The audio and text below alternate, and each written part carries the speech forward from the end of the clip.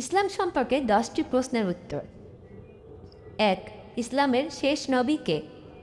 হযরত মুহাম্মদ সাল্লাল্লাহু আলাইহি ওয়াসাল্লাম। 2. পবিত্র কোরআনে কয়টি সূরা আছে? 114টি।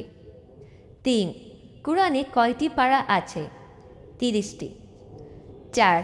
ইসলামের প্রথম খলিফা কে? হযরত আবু বকর রাদিয়াল্লাহু। 5. ইসলামের দ্বিতীয় খলিফা কে? হযরত ওমর রাদিয়াল্লাহু। 6. ইসলামের তৃতীয় খলিফা কে?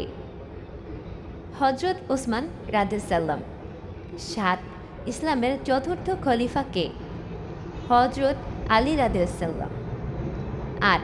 ইসলামের 5টি স্তম্ভ কি? কালিমা, নামাজ, রোজা, যাকাত ও হজ। 9. নামাজ দিনে কত ওয়াক্ত? 5 ওয়াক্ত। 10. বছরে কত মাস? 12 মাস।